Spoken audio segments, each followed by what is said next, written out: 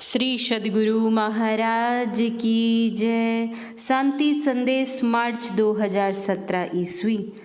गुरु वचन संतमत के वर्तमान आचार्य पूज्यपाद महर्षि हरिनंदन परमहंस जी महाराज का यह प्रवचन अखिल भारतीय संतमत सत्संग 106वां वार्षिक महाधिवेशन Somaiya ground number 4 near Satyam shopping centre MG road Ghatkopar east Mumbai में दिनांक 25/2/2017 ईस्वी को अपराह्नकालीन सत्संग के शुभ अवसर पर हुआ था।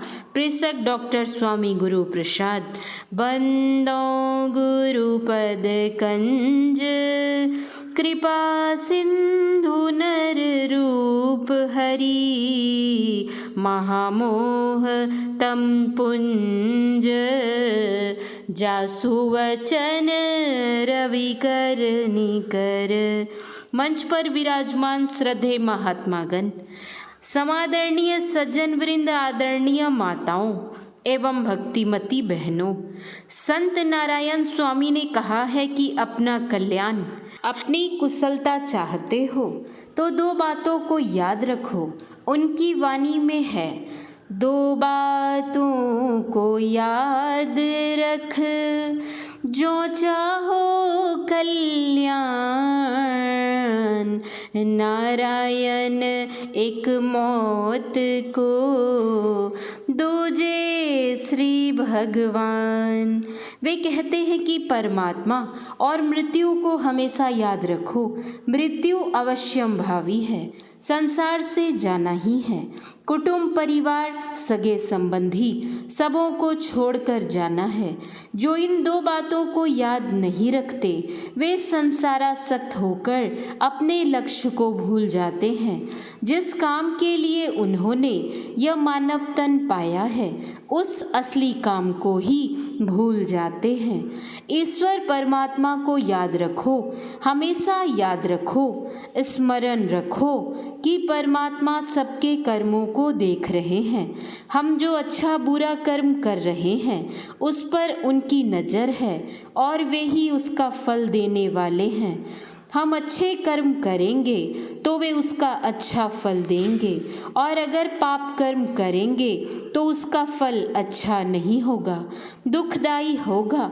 इन दोनों बातों का जो ख्याल रखेंगे उनसे अधर्म नहीं होगा। जो ध्रुव सत्य मृत्यु को भूला रहता है उसी से अपकर्म होते हैं। यदि किसी व्यक्ति को निश्चित रूप से ज्ञात हो जाए कि कल उसकी मृत्यु हो जाएगी तो उससे अधर्म का एक भी कार्य नहीं होगा। वह संसार के भोग विलास में लिप्त नहीं होगा। जब हम ठीक ठीक जान जाएंगे कि परमात्मा सब कुछ देख रहे हैं तो हमसे कोई पाप कर्म, अधर्म के कर्म नहीं होंगे। कर्म फल ही तो लोगों को मिलता है। कर्म प्रधान विश्व रचि राखा, जो जस करई सो तस फल चाखा। लोग जिस तरह का कर्म करते हैं उसी तरह का फल उन्हें मिलता है। परमात्मा और अपनी मौत को भूले हुए लोग बहुत बहुत तरह के पाप कर्म करते हैं, अधर्म करते हैं। संत लोग कहते हैं कि इस बात तो याद रखो, बड़ा कल्याण होगा। ईश्वर और मौत को भूले रहने के कारण तुम अपना परम कर्तव्य तो नहीं करते हो, अधर्म और पाप कर्म करते चले जाते हो, लेकिन उन कर्मों के फल तो भोगने ही पड़ेंगे। कर्म फल से कोई बच नहीं सकता। एक ही जीवन में सब कर्मों के फल मिल जाते हों ऐसा नहीं है। किसी कर्म का फल तत्काल मिल जाता है, किसी कर्म का कुछ समय बाद और कुछ का इस जीवन के बाद। कई ऐसे कर्मफल होते हैं जिन्हें कई जन्मों के बाद भोगना पड़ता है। तुमने पाप कर्म किया और पकड़े गए, लेकिन पैरवी सिफारिश से घूस देकर, झांसा या धोखा देकर बच निकले तो यह मत समझो कि तुम उस पाप कर्म के दंड से बच जाओगे। सबसे बड़ा न्यायाधीश परमात्मा है, उसके दंड से तुम बच नहीं सकोगे। वहाँ घूस पैरवी या धोखाधड़ी नहीं चलेगी। गुरु महाराज एक सच्ची घटना हमें सुनाते थे। यह बात बहुत पुरानी है। यह उस समय की है जब यातायात का साधन नहीं था। लोगों को एक जगह से दूसरी जगह जाने के लिए पैदल, बैलगाड़ी या घोड़ा गाड़ी से ही चलना पड़ता था। गांवों में सड़कें नहीं थी, अधिकतर जंगलों से होकर ही गुजरना पड़ता था। दो व्यक्ति किसी रोजगार की तलाश में परदेश की यात्रा पर निकले। लंबी यात्रा के बाद दोनों एक कस्बे में पहुंचे जहां उन्हें नौकरी मिल गई। कुछ वर्षों तक वहीं काम करने के बाद उनके मन में हुआ कि अब थोड़ा रुपया पैसा इकट्ठा हो गया है, हम घर चलें। अपने मालिक से वेतन और यात्रा के लिए आवश्यक सामान लेकर दोनों चल पड़े। दिन भर चलने के बाद वे एक गांव के बाहर पहुंचे। गांव को पार करके दोनों को आगे जाना था, किंतु गांव से आगे का मार्ग सघन जंगल होकर गुजरता था। बेतरह थके हुए दोनों मित्रों ने गांव से बाहर ही एक कुएं के पास रात बिताने का निश्चय किया। गांव के लोग भी अपने अपने खेतों से काम करके उसी कुएं के पास आए और हाथ पैर धोकर अपने घर चले गए। दोनों मित्र भी खा पी कर वहीं सो गए। उन दोनों में से एक को शीघ्र ही नींद आ गई, किंतु दूसरा यही सोचता रहा कि अब घर परिवार छोड़कर परदेश में नौकरी करना कठिन है। कमाए हुए इन रुपयों से कोई व्यवसाय करूँगा जिससे कि गुजर बसर आसानी से हो सके, लेकिन रुपए तो कम हैं, इतने रुपयों से कोई व्यवसाय कैसे होगा। इन्हीं ख्यालों में पड़ा वह करवटें बदलता रहा। अचानक उसके मन में लोभ के नाग ने फन उठाया। वह सोचने लगा, अगर मित्र का रुपया पैसा भी मुझे मिल जाए तो आसानी से कोई व्यवसाय कर सकूंगा। पाप की यह भावना उसके मन में इतनी प्रबल हुई कि उसने अंततः अपने सोए हुए मित्र की हत्या कर दी और उसकी सारी जमा पूंजी ले ली। हत्या तो उसने कर दी, लेकिन जब उसका मन तरह तरह की आशंकाओं से भर गया, लाश का क्या करूं, कैसे घर जाऊं, गांव वालों को क्या उत्तर दूं। अब तो जिस मालिक के पास काम कर रहा था वहां भी तो नहीं जा सकता। मालिक अवश्य पूछेंगे कि घर जाने की छुट्टी ली थी तो लौट क्यों आए, अपने मित्र को कहाँ छोड़ आया, वगैरह वगैरह। वह परेशान हो उठा। रात अभी बाकी थी। वह पाप के धन की गठरी लिए दूसरी दिशा की ओर चल पड़ा। बहुत समय तक चलने के बाद वह एक गांव में पहुंचा और तलाश करने पर उसे एक नौकरी मिल गई। 3-4 महीनों तक वहीं काम करने के बाद उसने किसी से लिखवाकर एक पत्र गांव पर अपने मित्र के घर भेजा कि 4 महीने पहले मेरा मित्र मना करने के बावजूद अकेले घर चला गया था। मैंने उससे कहा था कि घर पहुंचकर मेरे घर का भी कुशल समाचार मुझे पत्र द्वारा भेज देना। आज कई महीने बीत गए लेकिन कोई खबर नहीं आई। वहाँ क्या कैसा है अवगत कराइए। पत्र मिलते ही गांव के लोग भागे भागे हत्यारे मित्र के पास आए, लेकिन वह पूरी तरह से अनभिज्ञ बना रहा और बातें बनाता रहा।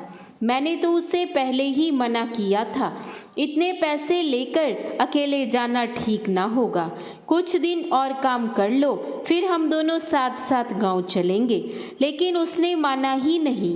क्या ठिकाना रास्ते में कहीं ठहरा हो और लोगों को शक हो गया हो कि इसके पास रुपए पैसे हैं और उन्हीं लोगों ने रुपए पैसे के लोभ में उसकी हत्या कर दी हो।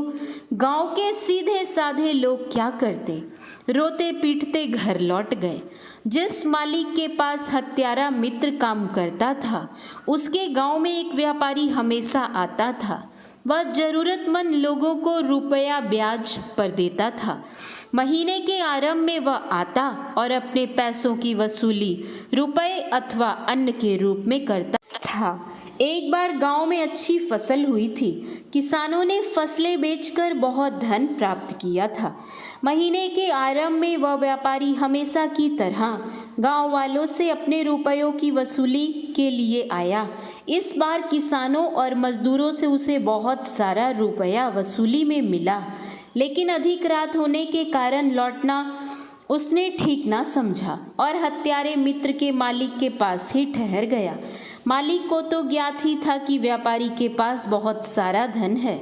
उसके मन में पाप समा गया। उसने भी धन के लोभ में सोए हुए व्यापारी की हत्या कर दी और सारा धन लेकर चंपत हो गया। दूसरे दिन इस हत्या की खबर जंगल की आग की तरह चारों ओर फैल गई। फरार गृहस्वामी और उसके नौकर के नाम से केस हो गया। नौकर को पुलिस पकड़कर ले गई और गृहस्वामी की तलाश शुरू की हो गई। गृहस्वामी तो पैसे वाला व्यक्ति था ही। व्यापारी की हत्या के बाद जो राशि उसको हाथ लगी थी उसमें अधिकांश उसने घूस देने में लगा दी और झूठी गवाहियों से केस की दिशा ही बदल दी। उसने चारों ओर यह बात फैला दी कि हत्या वाली रात वह उस गांव में था नहीं, व्यावसायिक कारणों से पास के गांव में गया हुआ था।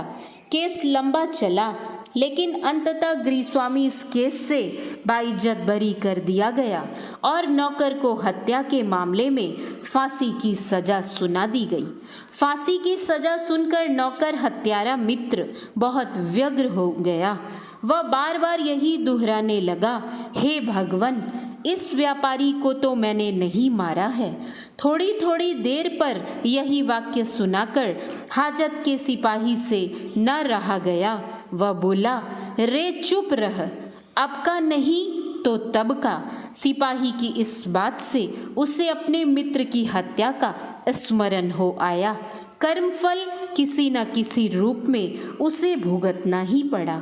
उपर्युक्त कहानी सुनाकर गुरु महाराज हमें सावधान करते थे कि कर्मफल हमेशा भोगना ही होगा, उससे बचा नहीं जा सकता। अतः बहुत सोच समझकर कर्म करना चाहिए और पाप कर्मों से बचना चाहिए। जब महाभारत का युद्ध समाप्त हो गया और भीष्म पितामह सरसैया पर लेटे थे तो पांडव भगवान श्री कृष्ण के साथ उनके दर्शन के लिए गए। उनका संपूर्ण शरीर सर से बिंधा हुआ था। शरीर का कोई भी भाग ऐसा न था जो सरबिध न हो। उन्हीं वाणों पर उनका शरीर टंगा हुआ था। वे बहुत कष्ट में थे। भगवान श्री कृष्ण को देखकर उन्होंने पूछा, भगवान, मुझे पिछले 100 जन्मों की बातों का स्मरण है। मेरे द्वारा कभी कोई ऐसा कर्म नहीं हुआ जिसका कर्मफल मैं इस समय सरसैया पर भोग रहा हूँ। भगवान मुस्कुराए। उन्होंने उत्तर दिया, भीष्म जी, अवश्य ही आपको 100 जन्मों का स्मरण है, लेकिन उसके पूर्व की बातों को आप नहीं जानते। 100 जन्मों के पहले के एक जीवन में आपने एक सर्प को, जो अस्वस्थ था और मार्ग के बीचों बीच आ पड़ा था, उसे अपनी छड़ी से उठाकर कांटों की झाड़ी पर फेंक दिया था। उसके शरीर में कई कांटे चुभ गए थे और अंततः उसने वही शरीर त्याग दिया था। उसी कर्म का फल भोगना बाकी रह गया था जिसे आप इस जीवन में भोग रहे हैं। आप तो ज्ञानी हैं, जानते ही हैं कि कर्म फल भोगना ही पड़ता है।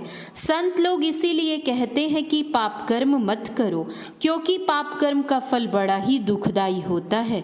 पुण्य कर्म करो, लेकिन पुण्य कर्म का फल भी भोग लेने के बाद समाप्त हो जाता है। जो पुण्य कर्म का फल भोगने के लिए संसार में आते हैं, जरूरी नहीं है कि उनसे सिर्फ पुण्य कर्म ही हो, पाप कर्म भी हो जाते हैं। इसीलिए यह संसार चक्र छूटता नहीं, यह आवागमन का चक्र छूटता नहीं। सुख और दुख के चक्र में जीव घूमता रहता है। अगर आवागमन के चक्र से छूटना चाहते हो तो परमात्मा की भक्ति करो, इसमें आलस्य मत करो। आज कहे मैं काल भजूंगा, काल कहे फिर काल, आज काल के करत ही अवसर जासी चाल, इसलिए टाल मटोल मत करो, टाला टूली दिन गया, ब्याज बढ़ता जाए। हमारे आराध्य देव ने भी कहा है, समय गया फिरता नहीं, झट ही करो निज काम, जो बीता सो बीतिया, अब गहो गुरु नाम। आलस्य और गफलत को छोड़कर इन दोनों बातों सुमिरन और सुकर्म को करो। हमारे गुरु महाराज ने शरीर त्यागने के कुछ पूर्व ही संत कबीर साहब की निम्न पंक्तियां कही थी। उन्होंने इन पंक्तियों को किसी को लक्ष्य करके नहीं कहा था। अशक्तता के कारण वे लेटे थे और उनकी आंखें बंद थीं। अचानक उनके मुख से निकला, सुकिरत करिले नाम सुमिरिले, को जाने कल की जगत में खबर नहीं पल की। सुकिरत का अर्थ है सुकृत्य, सुकर्म यानी अच्छा कर्म, और नाम सुमिरिले। दोनों कामों को करने के लिए उन्होंने कहा, सुकृत्य भी करो और नाम भी सुमिरो। क्यों? गुरु महाराज कहते थे कि सुमिरन ध्यान का ऐसा संस्कार होता है कि वह 84 लाख योनियों में नहीं जाने देता। भक्ति का बीज अगर एक बार पड़ गया तो अन्य योनियों में नहीं जाना पड़ेगा। चूंकि संस्कार साथ जाता है, अतः वह अन्य शरीरों में जाने नहीं देगा, क्योंकि अन्य शरीरों में रहकर ध्यान भजन नहीं हो सकता। यही मानव शरीर बार बार मिलेगा। यह मानव शरीर मिले और उपयुक्त स्थान में अच्छे घर में जन्म हो तो सुमिरन परिपुष्ट होता जाएगा और अंततः भक्ति की पूर्णता पर मोक्ष की प्राप्ति होगी। ऐसा सुकर्म करने से ही संभव है। जो शुभ कर्म करते हैं उन्हीं का जन्म सुख के स्थान में होता है। सेठ, साहूकार, राजा, महाराजा, श्रीमान व्यक्ति के यहाँ होता है। इस समय अगर कोई व्यक्ति सुख की हालत में है तो वह पहले के जन्म के पुण्य कर्मों के फलस्वरूप प्राप्त हुआ है। अगर कोई दुख के स्थान में है तो वह पूर्व जन्म के पाप कर्मों का फल भोग रहा है। इसलिए संत कबीर साहब ने दोनों कामों पर जोर दिया है, सुकर्म भी करो और ध्यान भजन भी। गुरु महाराज कहा करते थे कि साधकों को सुकर्मी होकर ध्यान भजन करना चाहिए। ऐसा करने पर संस्कारवश भक्ति करते करते वे पूर्ण होंगे। जब तक पूर्ण नहीं होंगे सुकर्मों के फलस्वरूप सुख की प्राप्ति होती रहेगी। इसलिए दोनों काम करते रहना चाहिए। जहाँ तक बन सके तन से, मन से, धन से, सब तरह से सुकर्म हो। अतः अच्छी रहनी में रहते हुए ईश्वर परमात्मा की भक्ति करो, जीवन सुखमय हो जाएगा। श्री सद्गुरु महाराज की जय। श्री सद्गुरु महाराज की जय। श्री सद्गुरु महाराज की जय।